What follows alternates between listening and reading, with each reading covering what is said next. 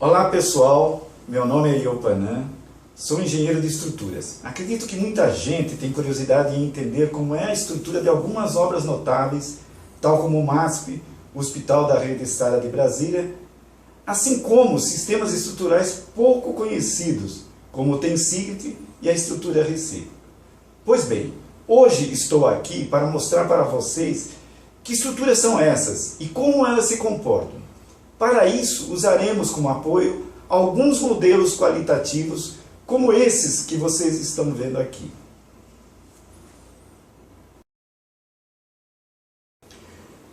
Vamos iniciar nosso estudo pela estrutura do MASP, Museu de Arte de São Paulo. A estrutura do MASP foi durante muitos anos o recorde de vão para edifícios. Apesar desse tamanho todo, a concepção estrutural desse edifício é bastante simples. Quem olha externamente o MASP fica com a impressão de que a estrutura é composta por um grande pórtico, aqui no caso pintado de vermelho. Até poderia ser, mas a solução é ainda mais simples. Vamos primeiro mostrar a diferença entre um pórtico e um conjunto de vigas simplesmente apoiadas em dois pilares. No pórtico, o vínculo entre a viga e os pilares é rígido, fazendo com que viga e pilares comportem-se como um único elemento estrutural. Reparem que quando aplico uma carga na viga, além da compressão nos pilares, vemos que devido a essa ligação rígida viga-pilar, o pilar também fica submetido à flexão. Reparem que nessa situação aparecem nos apoios, além das forças verticais, também forças horizontais denominadas de empuxo. No caso da viga simplesmente apoiada nos pilares, a viga comporta-se de maneira independente dos pilares. Veja quando aplico a força, a viga gira nos apoios, transmitindo apenas cargas verticais. Então fica a pergunta: qual a vantagem ou desvantagem de se usar uma solução como pórtico ou como viga biapoiada? Reparem que no caso do pórtico, com o mesmo vão da viga biapoiada, quando eu coloco a carga, o pórtico deforma menos que a viga, porque no caso do pórtico, a viga do pórtico é impedida de deformar mais pela continuidade viga-pilar. Isso significa que ela é menos solicitada, podendo ter uma dimensão menor que no caso da viga simplesmente apoiada. Por outro lado, no caso da viga simplesmente apoiada, o pilar só recebe carga vertical e não recebe momento fletor, podendo ele agora ter dimensões menores do que no caso do pórtico, que recebe momento fletor. Ainda temos que na fundação dos pilares da viga simplesmente apoiada, temos apenas carga vertical, o que não acontece no caso do pórtico, onde também aparece carga horizontal. Isso nos leva à conclusão que o pórtico vai exigir mais da fundação. Bem, a solução escolhida para o MASP é o de viga simplesmente apoiada, apesar do desenho do conjunto parecer um pórtico. Por que isso? Bem, a razão principal da escolha da viga simplesmente apoiada se deve a dois fatores. O primeiro é não transmitir esforços de flexão ao pilar. O segundo é que, sendo o MASP construído sobre o túnel do 9 de julho, o uso de uma fundação mais carregada poderia criar problemas para o túnel. Por isso, optou-se por uma fundação direta, suportando apenas cargas verticais. Muito bem, sendo a viga do MASP uma viga simplesmente apoiada, como ela se comporta? Como sabemos, a viga do MASP é feita de concreto. O concreto é um material que tem boa resistência à compressão e uma baixa resistência à tração. Para resolver isso, temos duas possibilidades. Usamos na zona tracionada do concreto um material que resista bem à tração, o aço. Nesse caso, temos o chamado concreto armado. Uma segunda solução consiste em eliminar essa tração através da aplicação de uma força externa de compressão. Como nós fazemos isso? Como vocês estão vendo, aqui está a parte tracionada da viga. Eu vou aplicar externamente uma força de compressão. No modelo eu vou fazer o seguinte, vou pegar e puxar, isso na realidade é um cabo de proteção, e vou ancorar esse cabo que eu puxei na extremidade da viga. Na tentativa que ele tem de voltar à sua dimensão inicial, ele aplica uma força de compressão no concreto, fazendo com que a gente elimine a tração que nós tínhamos visto agora há pouco na viga. Esse tipo de processo chama-se processo de proteção. E a viga, com esse processo, chama-se viga protendida. É exatamente assim que se comportam as grandes vigas do MASP. São vigas protendidas, ou seja, nelas a tração que viria a acontecer no concreto é eliminada por uma força externa de compressão que é a proteção. Então nós temos no MASP vigas protendidas. Vamos ver agora a estrutura do hospital da Rede Sara de Brasília. Mais uma estrutura extremamente didática de Lelé. Nesse caso, em lugar de uma viga treliçada, Lelé usa uma viga denominada viga Virandel, que é isso aqui, que é o nome do inventor dessa viga, que se chamava Virandel. Vamos então ver como se comporta esse tipo de viga, retomando esse modelo dos quadradinhos. Reparem que quando eu carrego este modelo formado por quadradinhos, eles se deformam em losangos. Vamos ver como é que eu posso enrijecer esses quadradinhos para que não se deformem, de maneira que eu possa estabilizar esta viga. Temos duas maneiras de enrijecer o quadradinho para ele não se transformar em losango. Uma delas nós já vimos, que é colocando diagonais e formando triângulos, que é no caso a treliça. Outra maneira de enrijecer o quadradinho é não permitir o giro nos nós. Ou seja, se eu enrijeço os nós, eu vou fazer com que o conjunto fique rígido, que é o que eu estou fazendo nesse modelo, enrijecendo os nós. Então, essa é outra maneira do meu quadradinho não se deformar muito, transformando-se em losango. É dessa maneira que se comporta uma viga Virandel. Então, esse nosso modelinho aqui mostra o conceito de viga Virandel, que é um conjunto de barras que se encontram agora em nós rígidos. Essa é importante, para que ela se estabilize, né? Portanto, os quadradinhos não se transformarem em losango. Essa foi a ideia de Lelé para o Hospital Sara.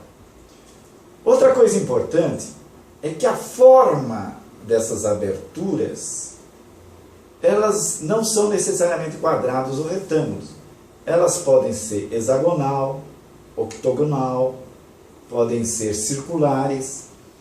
No caso do Hospital Sara, a forma escolhida por Lelé foi octogonal, como vocês podem ver aqui na foto da obra. E o uso da viga Virandel pelo Lelé, nesse caso, tem uma ideia que está por trás do conceito dos hospitais que Lelé usava. Nesse caso, atrás dessa viga ele tem um jardim para deixar o ambiente mais agradável. E, portanto, ele precisava de uma estrutura que permitisse uma abertura onde houvesse uma grande iluminação e uma grande ventilação para que o jardim pudesse se desenvolver de uma maneira bastante adequada, como a gente está vendo nesse slide. O importante na viga Virandel é enrijecer os nós. Mas eu não preciso pôr um outro material, um outro elemento para enrijecer o nó, como eu coloquei aqui no meu modelo. Basta eu aumentar a seção das barras junto aos nós. Com isso, eu aumento a rigidez e posso criar a viga Virandel. O octógono escolhido por Lelé também permite o aumento da seção, criando, como vocês podem ver aqui, o nó rígido. Então vocês vão de concordar comigo que o Lelé era realmente o maior arquiteto e para mim será sempre o maior arquiteto brasileiro de todos os tempos. Vemos agora aqui uma outra estrutura muito interessante e até certo ponto bastante desconhecida. Essa aqui chama-se Curipa Bridge. Vocês reparem que existem barras que não se tocam, algumas inclinadas, mais, outras menos, e elas são ligadas todas por um cabo contínuo. É esse sistema estrutural que garante a possibilidade da torre vencer o vão. Esse sistema chama-se estrutura em tensigit. O que é o tensigit? O sistema tensigit foi desenvolvido por Buckminster Fuller.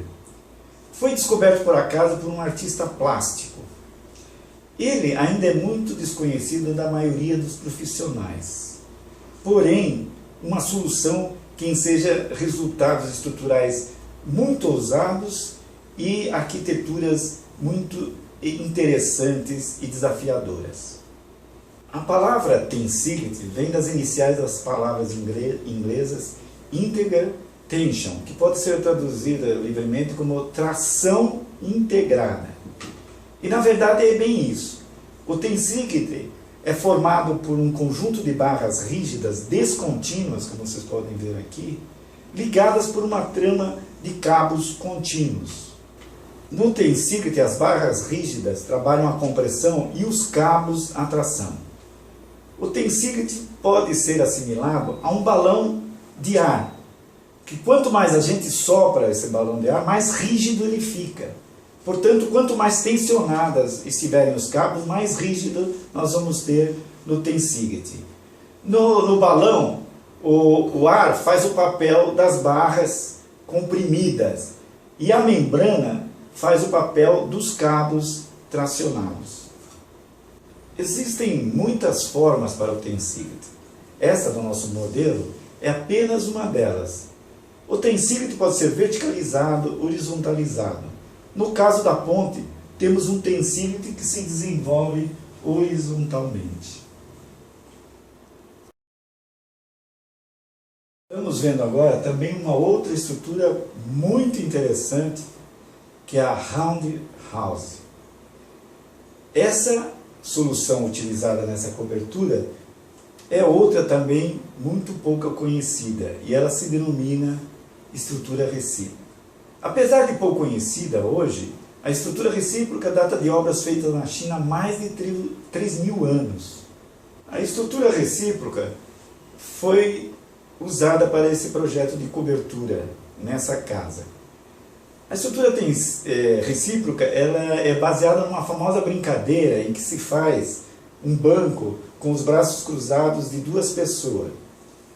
A estrutura recíproca, como mostra o modelo aqui, é formada por um conjunto de barras que se apoiam reciprocamente, ou seja, essa barra se apoia nessa, que se apoia nessa, que se apoia nessa, e assim por diante, formando esse circuito, sem a necessidade de apoio central ou continuidade das barras. Outra característica interessante da estrutura recíproca é que, apesar dela algumas vezes ser inclinada, como essa que temos aqui, quando carregada ela não apresenta esforços horizontais, ou seja, empuxo nos apoios externos.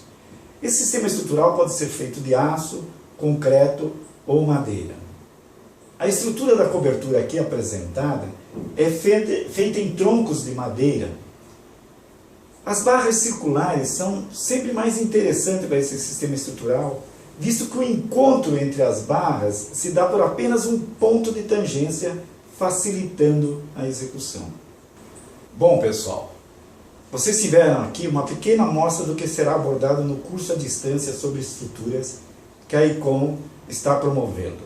Nesse curso, vamos explorar melhor esses conceitos e explicar de forma detalhada e didática o comportamento dos principais elementos estruturais e de que maneira podemos aplicá-los no projeto arquitetônico. Sempre tentando responder aquelas perguntas. Qual a melhor solução estrutural para o meu projeto?